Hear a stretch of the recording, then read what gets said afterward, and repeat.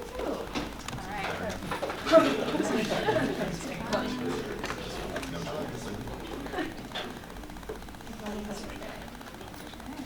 Hello, everyone. Grab your seats and get ready for the second half of DSG's Presidential Forum. Okay, so starting once again with Dylan, we will be asking 2 questions combined and taken from audience questions submitted during our intermission period. And so to start, every candidate in the history of DSG has promised to make DSG more efficient and effective. What are some specific ways that you will go about optimizing a bureaucratic body like DSG to work better and more efficiently? I can reread that. I think I'm good. Okay. It's kind of funny that this is the one question where I sit up in my chair, but DSG is way more bureaucratic as someone who sat on exec for the past year than I think I originally intended. I think I mentioned this in my bio, but the Speaker of the Senate role didn't exist before this legislative session. It was created to take a little bit of the weight off of the EVP role. So shifting all of the Senate duties plus the project management, all of that sort of thing. And I didn't realize how much of it actually means being a disciplinarian and calling senators in and being like, hey, why are we late every single week? Or why is our attendance not trending in the right direction? Why are we not coming into committee? And I think a large part of efficiency literally just means holding people accountable in this organization. And I'll be so honest, that is something I've struggled with because one of the things that I was really drawn to about being speaker is being able to kind of set the tone and the atmosphere for the legislative session, making sure vibes are good in Chichano every single Wednesday. But I think this semester specifically, a key moment of learning for me is what I'll say, is that often comes with an understanding that you really do have to hold both the VPs and the senators accountable. So that's a key goal of mine if stepping into the EVP role is in my future. But I also want to kind of incentivize a lot of that bureaucratic change from within. One of the key issues with DSG as a legislative body is there's so much overturn of our senators. We haven't really collected that much data year after year over it, but anecdotally, after sophomore year, there's a good chunk of senators that will just kind of realize that for whatever reason, the reasons that they got into Duke student government their first 2 semesters are not reasons that's going to make them stay. And it's a troubling trend, but it's also reassuring that you have senators and VPs like Alessandro who will come in for 1 semester and then realize hey, this is actually something I really enjoy, and then serve as VP for their final year. I think that there's a lot of interesting ways to incentivize mentorship to make people attracted to stay. I think Dylan's done a really good job about talking about the internal inefficiencies inside of DSG. And as I was listening to him speak, I was like, wow, he is saying everything that I'm writing down. Some part of efficiency is holding people to their responsibilities. And as president, I may not be directly involved with the legislature, but that means I can show up every single Wednesday to Senate and make sure that senators know that I want them there and that if I'm showing up, they should be showing up. As a senior who might not even be fully enrolled in classes, DSG is a big responsibility. And if I take that seriously and I ask other people to take that seriously, I would hope that we would be able to reach quorum every single Wednesday because student groups need funding, and it's unacceptable that that has been a problem this year, and it was a problem even when I was on exec. But I also think that part of the bureaucracy of DSG is the bureaucracy of Duke. There's a lot of external inefficiency. And Duke student government has always done a really good job of partnering with administrators, but I think it's time we add a couple new tools to the toolbox and use public pressure. When is the last time Duke student government has done a resolution and released it publicly? When is the last time the executive board has put out a resolution and asked administrators, hey, we take this seriously and we've been working with you for the past couple of months or couple of years, but there's been no progress and it's time to call that out. And I'm willing to commit to writing a bi-weekly column in the Chronicle or sending out a DSG newsletter so that people actually know what I'm up to, what DSG is up to, even when we are inefficient for reasons out of our control. Then people deserve to actually know that we are trying our best because senators and cabinet members, they're showing up tonight. You all work so hard and you deserve to be recognized even if this inefficiency and ineffectiveness isn't necessarily your fault. So working internally and externally to defeat that.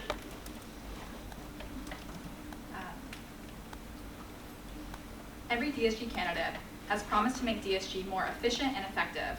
What are specific ways you'll go about optimizing a bureaucratic body like DSG to become more effective and efficient? Whenever you're ready. Yeah, so I think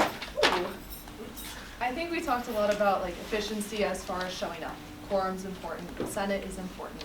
But a main focus, I think, of next year for me, having been in the legislative space this entire year, is improving DSG's communication strategy. I think when we return to a tradition of co-authoring student proposals, when we start talking about how to get other students involved in writing policies and writing things that affect them, that is what makes DSG really, really powerful. And we have the chance to do that. As far as internal efficiency, I have noticed that sometimes senators get an idea in their head and they want to do this project and it's all they've ever wanted to do. And they're so certain this is what everyone else wants to. To that end, I think reviving the DSG research unit, which used to require students to do needs assessments and data before they did their project proposals, is really critical. Something I've always imparted to my senators is that, you know, we are doing projects for ourselves, that's true.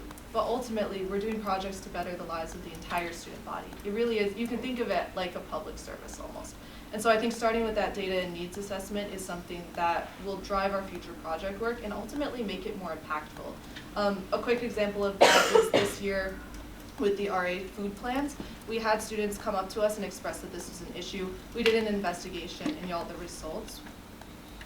results were really heartbreaking. I'm not gonna lie. Reading the testimonials of RAs who are telling us that they are struggling with food insecurity, that they can't execute their academic and social lives together. That drove a large part of our project work this year, and that type of very human-centered, student-centered representation, advocacy work, and project work that is hands-on is something that I'm hoping to bring back to my role next year. Thank you all for sharing. We have 2 questions remaining tonight before the candidates will present their closing statements. Another question taken from the audience, starting with Dylan again. As president or EVP, how will you approach relationship building with different segments of campus, including but not limited to identity and culture groups, transfer students, international students, and student workers like RAs and TAs, resident assistants and teaching assistants? Whenever you're ready. I'm gratified to know that if I step into the role of EVP, it would be working in tandem with Duke Student Government, which I think generally speaking attracts some really passionate and intelligent, hardworking senators. And I think in terms of reaching across campus, as long as DSG remains accessible and open and like communication is strong from the start of the academic year, I think one of the biggest advantages we have as a student group is our connection to all of these diverse coalitions. So one of the ways in which we, started talking about RA food points this year was just that came up during exec. And it was something that we kind of all realized was something that we'd heard before, and then we were like, oh wait, we're the people in the room that can do something about this, and it got the ball rolling there. There's been individual senators that have been doing project work related to collaborating and mentoring with international students. And like, I personally would love to promise international students that I will center their voices, but that is not really a space that I have been exposed to all that much. Thankfully, there's wonderful people in Duke Student Government who have been exposed to those spaces and those voices that are asking for change, and we can prioritize their concerns through project work. I think that's probably what we do best as a student government. Across campus, there's a whole bunch of different constituent groups that we can work with. And I think personally, as stepping into the EVP role, that would probably be one of my main considerations for managing the operations team, which is something I haven't really been able to talk to so far. There's a lot of like internal bureaucratic work that goes on, but the operations team is actually kind of ginormous. This year I've led Senate meetings and overseen Senate staff, which is like 3 people. So like that's a group chat, and like we just make sure we stay on top of things. But like operations can be up to like 15 or 20 people, and that's something I really want to lean on to make sure that both within the legislative, but then also the operational and executive branch, we're making sure that we're really bringing and centering diverse voices into all of it. You're always right up to the lovely time. I like hearing the jingle. That's right.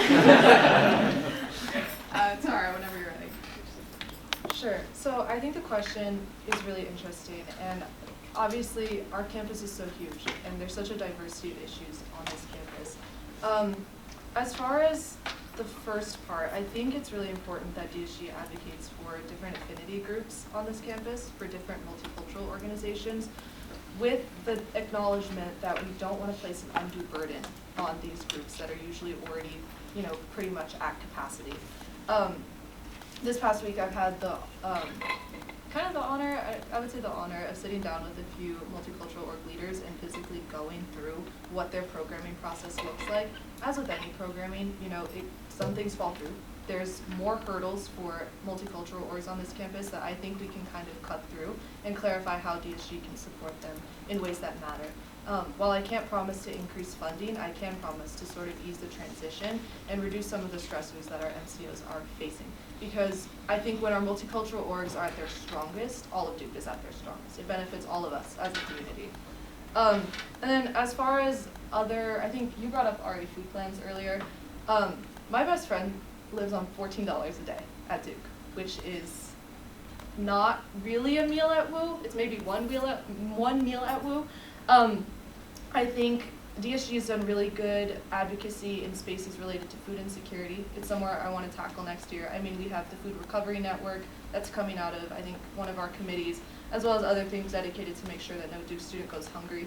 So I think those small sort of like quality of life changes that enable Duke students to be able to eat and go about their day and attend really cool programming at night is really important. So I think we need to support all Duke students suffering from food insecurity, as well as our multicultural orgs, and remove some of those hurdles for them. Thank you, Tara. Caitlin, whenever you're ready.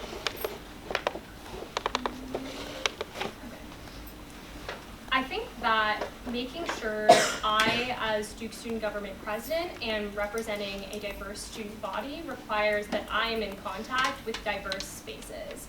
And I'm lucky to have had convening experience in the past when I was Vice President of Durham and Community Affairs and working on reforms to experiential orientation and the community engagement trainings that these orientation leaders were put in. Not only was I talking to different cultural organizations on campus about where we needed to go and what we needed to do, but also stakeholders in Durham. It's important to bring everybody to the table, and I'm lucky to have experiences both on and off campus. And I also think part of making sure we're in contact with diverse spaces, and I'm in contact with diverse spaces, is making sure Duke Student Government is a diverse space. And right now, our recruitment consists of some email newsletters, which luckily we get access to everybody's email because we're Duke Student Government, and going to the student fair. And that's not going to attract a diverse student body. We are severely lacking on engineering majors. We often have people who are representing the majority in the monoculture here at Duke.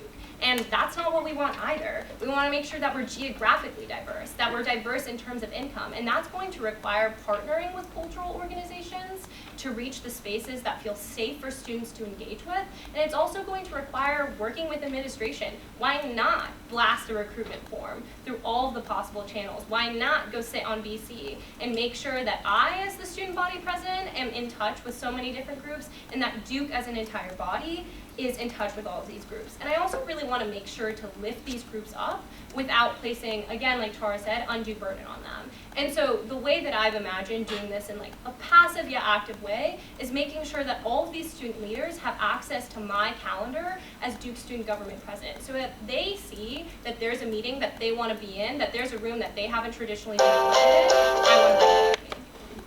Thank you all for sharing. Moving on to our final question for tonight.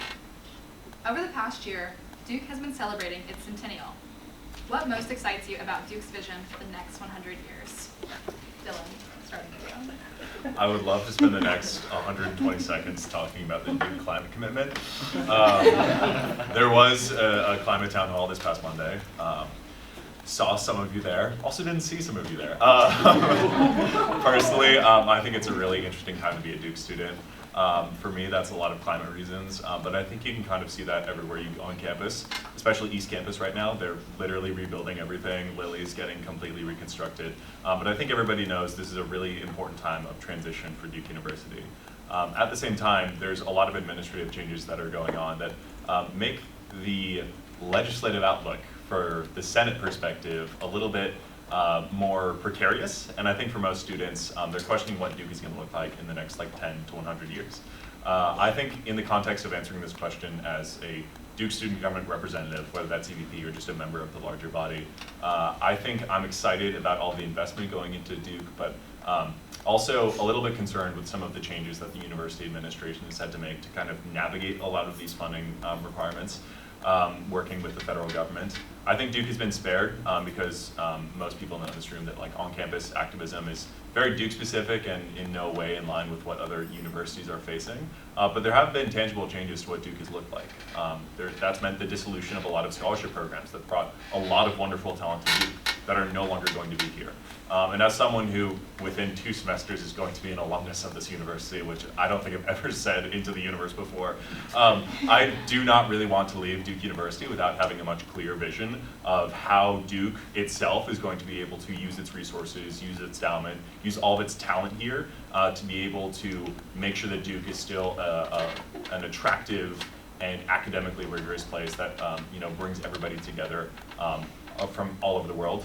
Personally, it's been really transformative, and I think over the next year, I'd want to make sure that those opportunities remain over the next year. Thank you, Dylan. Caitlin, when you're ready. What really excites me about Duke University is how innovative and interdisciplinary that we are. I mean, I'm a little biased, I'm a Program 2 major, but I also think that we at Duke have a unique opportunity, unique position, because not only are we one of the best research universities, but we are also a young university compared to others, and that means we're flexible. We are completely rolling out a new curriculum for 2030 that's going to go into place for the incoming freshman class. That's exciting. And you know what's more exciting? The fact that this curriculum is going to take into account the fact that we are facing a climate crisis, the fact that right now Duke students are not civically engaged.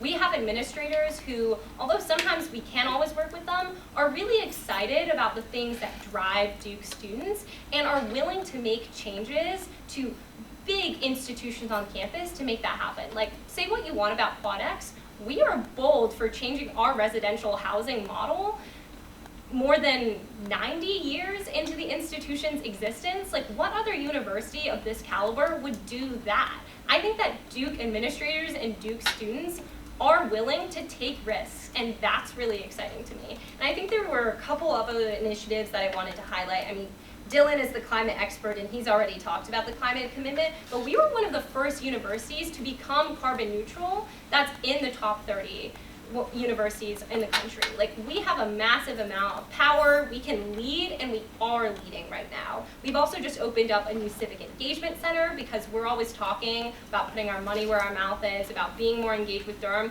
We're actually being more engaged with Durham. Like, Duke is not perfect, it has never been perfect, and it will never be perfect, but we are truly doing some awesome things, some cutting edge things, and I'm really excited by the fact that students on this campus are willing to be so adaptable and to be so excited about the Thank you, Caitlin. Yara, when you're ready. I think you guys covered everything, so I guess I'll say, I think my favorite part of Duke has always been how young and energetic we are. I mean, Caitlin mentioned adaptability earlier. To me, I would not be the person I am without Duke, and I think that the undergraduate experience we provide here is so customizable. I tell people all the time, I could come through Duke, I could do it 100 different ways. I still wouldn't do everything that I wanted to do, whether it's join a dance team, whether it's have opportunities to do research about things I care about, interdisciplinary. In the next few years, I'm really curious to see where Duke will go as far as research, as far as dealing with new diversity, equity, inclusion legislation. I think our university is going to have to face a moment where we think about protecting our students, and I think our Duke Student Government President should absolutely be in spaces to advocate for students, regardless of their background, in order to keep the Duke experience that we all love. I'm also looking forward to a higher engagement with Durham. I think a large part about being at a university like Duke is that we have the opportunity to be really thoughtful, globally minded leaders. And I think engagement with Durham at a level beyond simple, community service learning classes is critical. Downtown Durham's great. I love the restaurants in downtown Durham. Let's get out there more. But thanks. But I think I'm looking forward to seeing how Duke navigates that in the upcoming year. I remember at a presidential panel earlier this year, I think they brought back Broadhead and Kohan and one other person, sorry. Kohan said that her greatest fear for Duke was that we'd become just like every other school and we wouldn't be able to adapt or change for the better of our students. And so I really took that to heart when she said that. And I think it's very true. I think Duke is going to experience some changes, but I think ultimately will protect its students. Thank you all for sharing. So to finish tonight's forum, I will now ask our candidates to each make a 1-minute closing statement. Feel free to share whatever you want to share. Okay, last time y'all are going to hear me speak for the evening. And the crowd goes wild. In the context of what this campaign season has looked like for me, I think I'd take this opportunity to really encourage you all to figure out what DSG engagement looks like for you specifically. That could be stumbling into a Senate meeting in Chichano at 7:30 next week, being like, what do these kids actually do on the E-Quad, and like, how does funding work? Or that looks like inviting student members in to engage with your orgs. Please figure out how you can better connect the student body with what your vision of Duke student government can be, and then please invite us to share that with you. Call us into your spaces, and then also, there's been a lot of promises made up here, and one thing I want to really prioritize next year, if you feel like student government isn't serving you, call us in, but also call us out. I want to make sure that there's a dialogue between students over the next legislative session to make sure that we can do the best work possible together.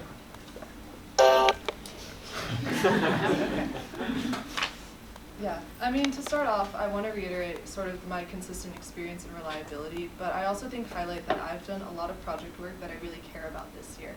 To be honest, I'm like very humbled and blessed to be up here right now. Like my freshman year self would have literally never thought she'd be sitting here doing what we're doing and campaigning like this, so thank you all. I also want to say I think this campaign is not, for me it's not really about the title, for my team it's not really about the title. It's really our love letter to Duke. It's my love letter to Duke and its communities and all the opportunities that I've gotten here. And I'm just feeling very grateful for that. So as your DSG president, I promise to keep my legacy of servant leadership. I promise to always serve you. I want to be visible. I want to be reliable. And I want you to feel like you can come and talk to me and that we're making changes that you can see. Because there's no point in doing things that we can't see. It's our job to build a Duke for the future. And I have all the faith in the world that we can do it. So thank you. And I'll answer questions afterwards too, if you want to come talk to me more. Not to continue the Duke glaze, but I think we're a really special place. Like, the New York Times called us out, and then we immediately released a statement later implementing the Carolinas Initiative. We are one of the only universities in the country to have a full experiential orientation program which scaffolds students in to their freshman experience. We created the Blue Devil Bridges program, which other universities across the country, including Stanford, are trying to copy. This is an exciting campus. This is a diverse, this is a daring, this is a driven campus, and I would be really honored and excited to represent a student body that is capable of so much, and also in a time that's going to get really difficult for higher education and for Duke students. I'm ready and willing to defend Duke students, I'm ready to protect our values, and I'm ready to make sure that Duke student government works for you all, because we all exist for nothing except to serve you all in our roles, and I really hope you do as Dylan says. And with that, let us give our candidates a round of applause.